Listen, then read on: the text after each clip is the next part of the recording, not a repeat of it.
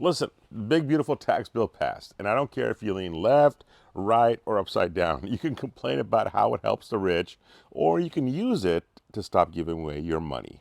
This is your wake up call. Because in this bill sits a weapon, Section 179, that most people have never even heard of, and it can literally erase over $1 million from your taxable income in this year. Let me say that again. Over $1 million, not phased out over decades, not slow drip depreciation year after year. Year one, gone. And people still out there saying the tax code is unfair. No, the tax code rewards people who own things, who build and who invest, who create jobs and income. The tax code rewards business owners, and that's the shift you need to make. Because if you own real estate, you're not treating it like a business, well, you're leaving money on the table every single year. Now, let me paint the real picture. I know a guy who bought a duplex for 180K, dropped 30,000 bucks on renovations, roofs, HVAC, appliances, paint, flooring, the usual stuff.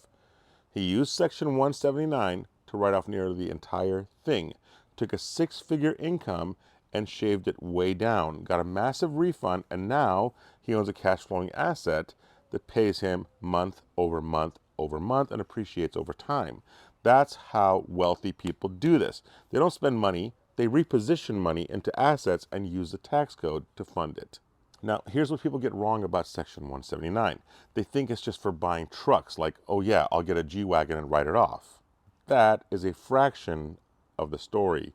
Section 179 lets you immediately deduct the cost of qualifying business equipment. Equipment, assets, improvements, things that are used in your business. And if you're running your real estate like a business, those short-term rental upgrades, those value add BRRR renovations, they count too. You think HVAC systems, think security cameras, smart thermostats, cabinets, new appliances. That $7,000 kitchen you just installed, Section 179. Those $9,000 smart entry systems on the doors, the new ring lights for your luxury Airbnb, Section 179.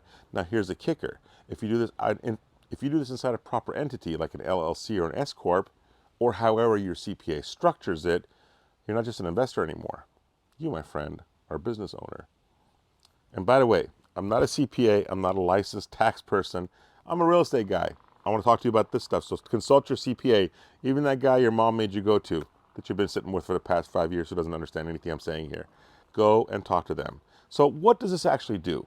Let's say you made $100,000 this year running short-term rentals or flipping a property. You spent 60,000 bucks on upgrades to qualify under Section 179.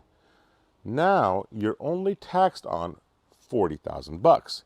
And if you're in a 30% bracket, well, that means you saved $18,000 in taxes. It's not a loophole, it's the law. That is what's written in this big, beautiful tax bill people love to hate, but never bother to learn. So let's go deeper. Section 179 has a spending limit.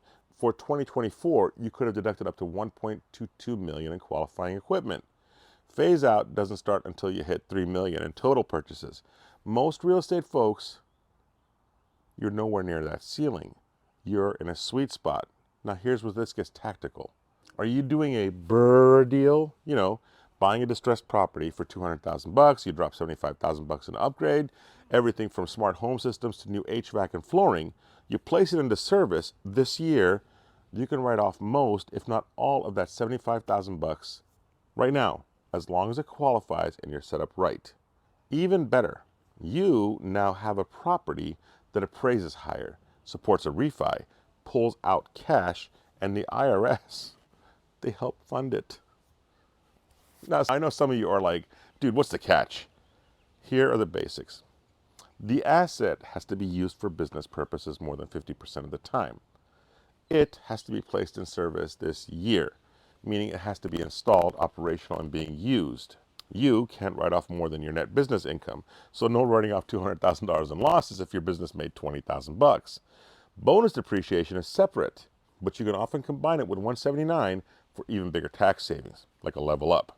Talk to your CPA, but do not sit this one out. Now let me give you one more real story.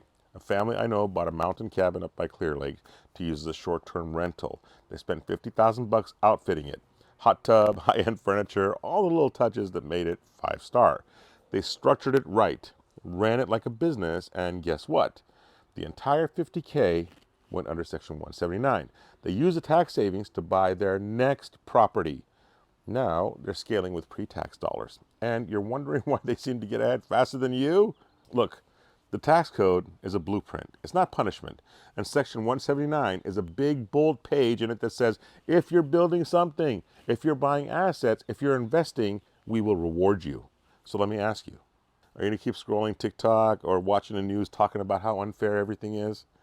Or are you going to take the rules of the game and play to win? Because the system does favor the informed. And now, I'm sorry to say this, but you're informed as well.